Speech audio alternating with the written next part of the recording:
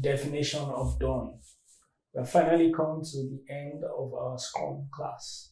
The definition of done, remember, is a commitment of a particular artifact, which I call the most important artifact, which is the increment. The definition of done is a formal description of the state of the increment when it meets the quality measures required for the product. Remember that an increment has to be an integratable part of a product. So if we have a car, for instance, the door of the car is supposed to be an increment, while the entire car is the product.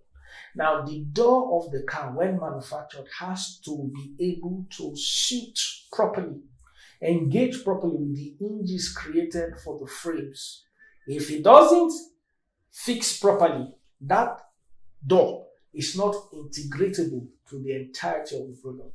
Same as the boots, same as the hood, same as the chassis, same as the wheels. The moment a product backlog item meets the definition of done, an increment is born.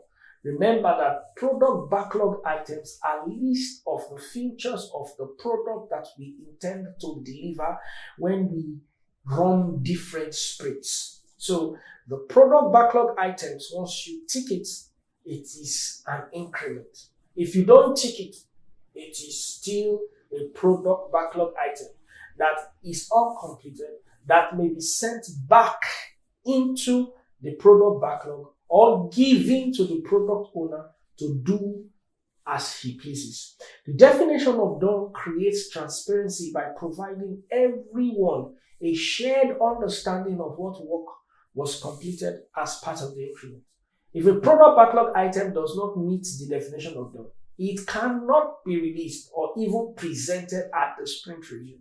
Take note, what is presented at sprint review is usually completed product backlog items.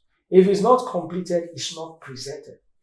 Instead, it returns to the product backlog for future consideration. If the definition of done for an increment is part of the standards of the organization, then the Scrum team will have to adopt it. Now, if it is not part of that, the Scrum team will have to create their own standards for the definition of done. Let's take note that whatever definition of done was presented by the organization to the Scrum team as a standard, the Scrum team must try to exceed the quality requirements of the hitherto presented definition of done. The developers are required to conform to the definition of done. If there are multiple Scrum teams working together on a product, they must mutually define and comply with the same definition of done. So this is what multiplicity of Scrum team does.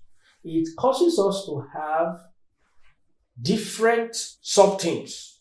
Thus, we can have same product owner, same product backlog, same Scrum Master, different sprint goal, same definition of done.